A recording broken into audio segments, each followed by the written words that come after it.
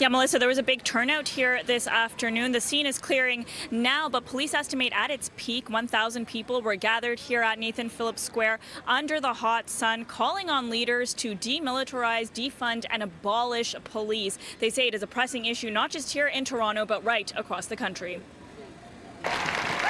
Standing in solidarity in front of the Toronto sign, they hold their own signs, I Can't Breathe and Black Lives Matter,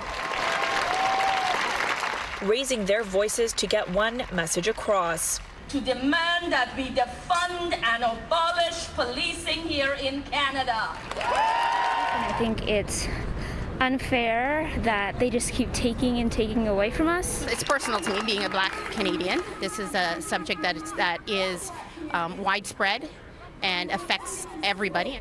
The rally at Nathan Phillips Square follows a month of intense cases of alleged police brutality, sparking an uprising against police services.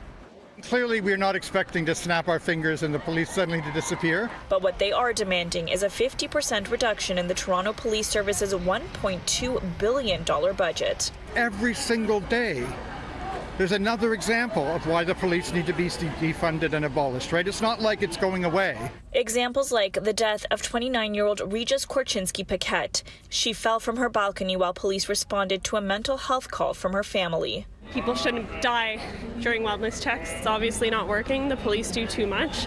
Another wellness check this month resulted in the death of Ijaz Chaudhry. The 62-year-old was shot and killed by Peel police after the use of a taser and rubber bullets. The police have become the untouchables. Enough is enough.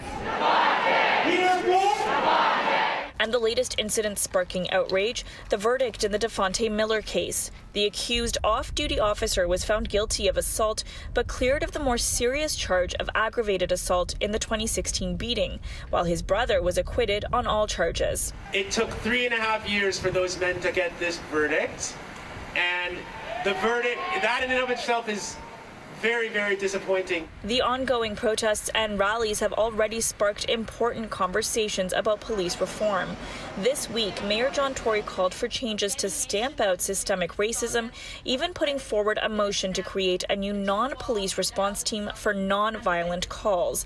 But some were disappointed that not a single leader showed up to today's protest. And they just play games with the people instead of serving them properly. So that has to stop.